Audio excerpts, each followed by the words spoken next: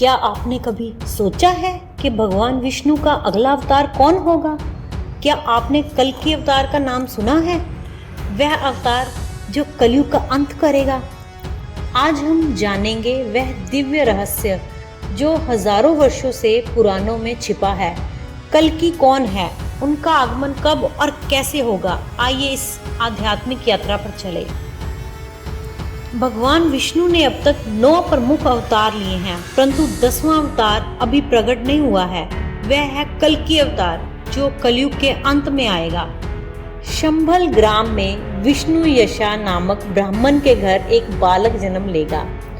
वह तलवारधारी होगा और घोड़े पर सवार होकर अधर्म का नाश करेगा। कल्कि का जन्म उत्तर प्रदेश में स्थित एक काल्पनिक स्थान शंभल में होगा।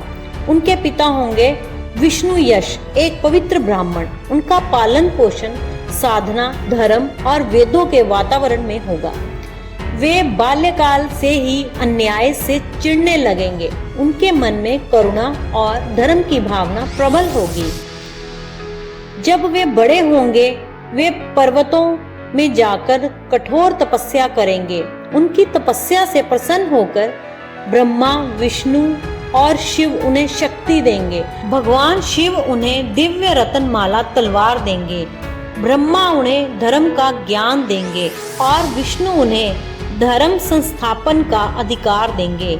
इसके बाद वे एक दिव्य घोड़े देवदत्त पर सवार होकर अधर्म के विनाश के लिए निकलेंगे। पुराणों में कई संकेत दिए गए हैं जो कल्कि के आगमन से पहले दिखाई देंगे। मनुष्य की औसत आयु 16 से 20 वर्ष हो जाएगी। धरती पर युद्ध, महामारी और अनाचार बढ़ जाएगा। स्त्रियां असुरक्षित होंगी और विवाह का सम्मान खो जाएगा।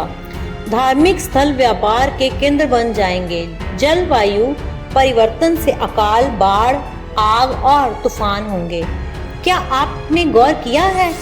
इनमें से कई बातें आज के युग में सच हो रही हैं। कल्कि देवदत्त पर सवार होकर राजा, भ्रष्ट नेताओं, अधर्मी लोगों और राक्षसी शक्तियों का नाश करेंगे।